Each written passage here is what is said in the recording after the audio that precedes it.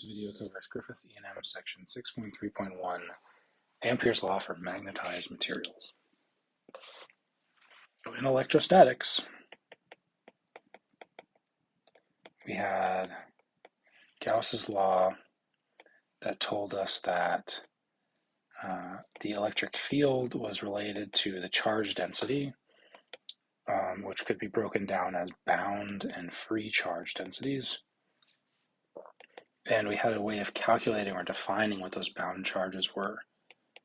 It's like the dot product of the polarization plus the free charges. And that allowed us to go ahead and write a new vector field. Epsilon E plus P is related to the free charge density, and this was called the electric displacement field.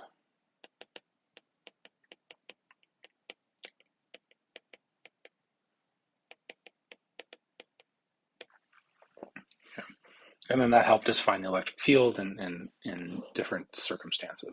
And what we're going to do now is the exact same strategy, but for magnetic fields and define a new field with respect to magnetic fields. Okay, that field is what we're going to call H, which is the auxiliary field. Okay, so let's start in a similar strategy. Okay, so I can go ahead and define the total current density somewhere as the bound currents plus the free currents. Okay, so just so we're clear, that's the free current, and the other one's the bound current. And then I can go ahead and write Ampere's law, 1 over mu naught curl B is equal to J. But I can go ahead and rewrite J as the sum of those two little bits of current. But we already defined what the bound current was in a previous video. That's the curl of the magnetization. And therefore, I can rearrange the left and the right sides. And I can get that the curl of 1 over mu naught B minus the magnetization is equal to the free current density. This right here is what we're going to call H, or the auxiliary field. And therefore I have new versions of Ampere's law with respect to these. So I can go ahead and say that the curl of H is equal to our free current density. Or I can go ahead and do this in integral form, take H dot dl around the path, that is equal to my I free enclosed.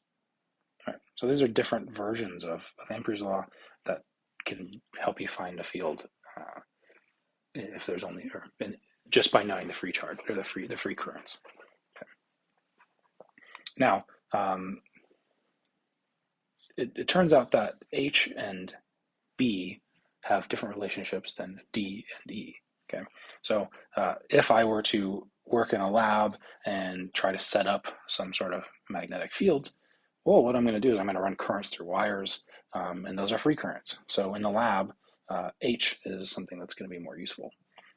But when I go ahead and try to create an electric field, I'm going to put charges places, and D is not going to be more useful than E. Okay. Okay. So just like we did in electrostatics when we had different fields, we also wanted to talk about what those fields, how they reacted to being within different materials. Okay, so not just vacuum.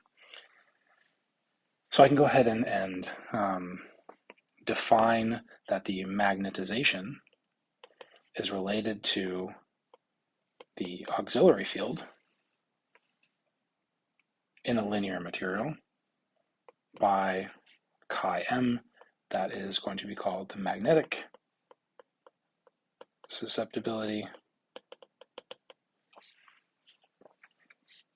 And therefore I can go ahead and write the magnetic field as mu naught H plus M is equal to mu naught 1 plus chi m h, where this bit here can be written as mu, where mu is the permeability. No longer a free space, but of the material that you're walking through, or you're going through. Okay, so we can define permeabilities, susceptibilities, just like we did permittivities and susceptibilities in electrostatics.